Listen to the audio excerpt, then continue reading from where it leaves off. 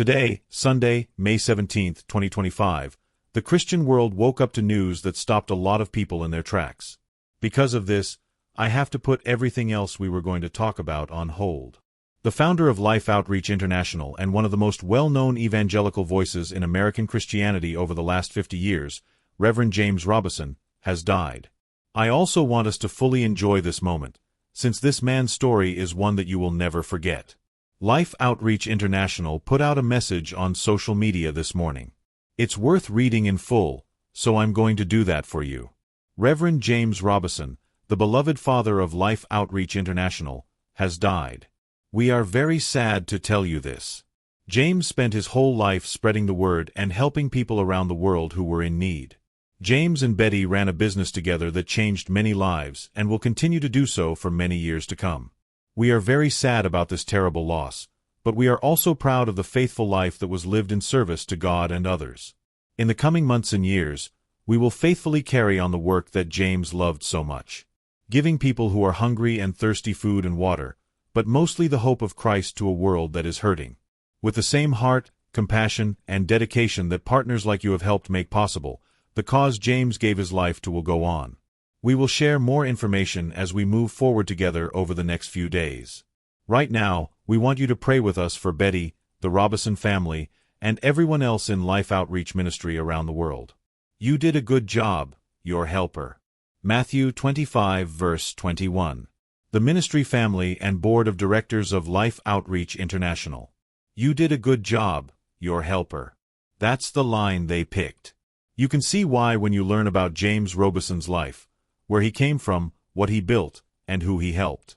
That's because many people who watched James Robison on TV never really knew this about him. His start wasn't very exciting. There was no help. It wasn't simple. He was born in a Houston hospital's charity room on October 9, 1943. His mother was a home health nurse, and a patient she was taking care of had beaten her.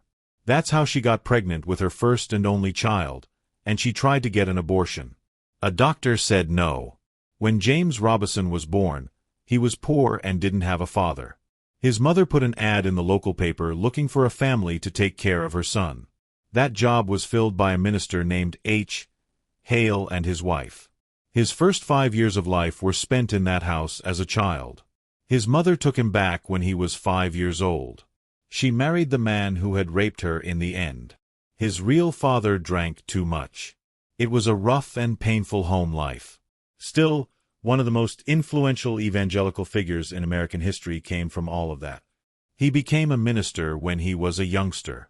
By the time he was 18, he was giving lessons in churches. He was packing venues by the time he was 20. Hello friends, 60 years or more of service. Over 600 preaching crusades held all over the city. There were more than 20 million people at the crusades alone.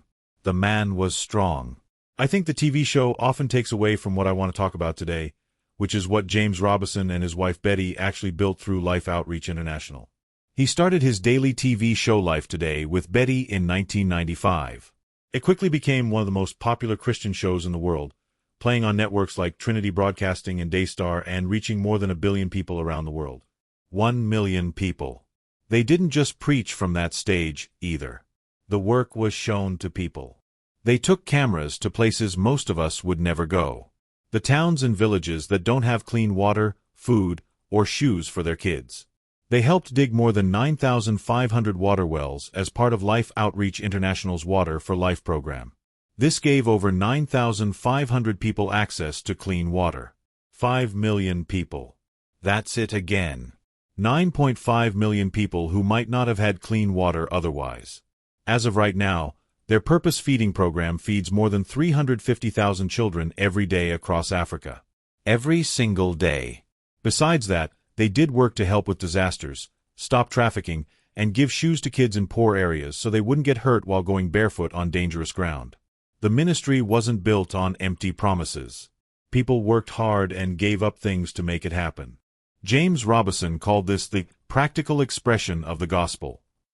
Because this show is about being honest, I want to be honest with you. During his lifetime, James Robison caused a lot of trouble. In the late 1970s, He said things about homosexuals that got him fired from his TV job in Dallas. In the early 1980s, he got very active in conservative politics. He spoke at the National Affairs Briefing and had an impact on Ronald Reagan's campaign. He also became one of the most well-known religious voices in the culture wars of that time. Then, almost without notice, he stopped everything. Publicly, he said that his busy schedule and the attention and praise had changed him into someone he didn't know. Betty, his wife, said yes. He backed off because of this. He calmed down. He switched from just talking about politics to reaching out of kindness. He switched from being a standard evangelical to following the charismatic movement. They joined Gateway Church in the DFW area, and Betty joined too. He then spent the rest of his life digging wells, feeding kids, and preaching the message to 1 billion people who could have seen it. It takes bravery to change your mind about something like this, no matter what your religious or political beliefs are. And the results speak for themselves. 9.5 million people can get clean water. Every day, 350,000 kids are fed. Tens of years of TV preaching. A wife and partner who were always there for him. Mary Robison. I want you to think about and pray for her in the days to come.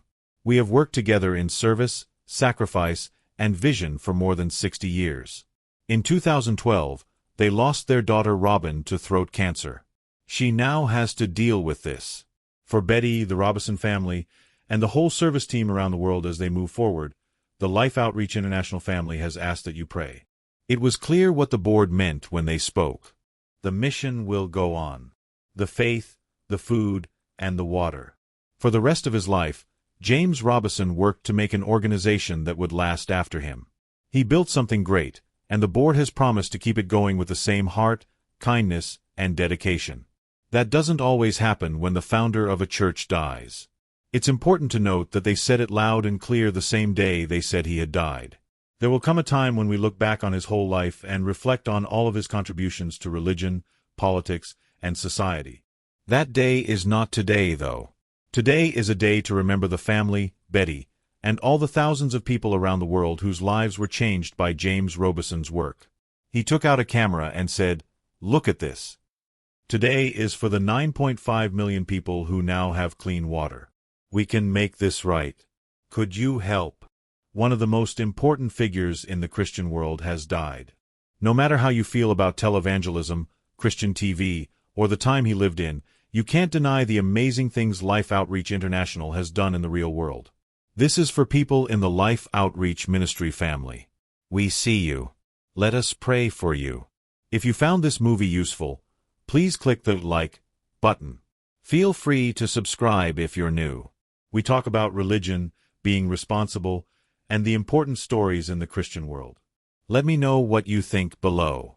Share a story of James Robison or just say a prayer for him. Until the next time.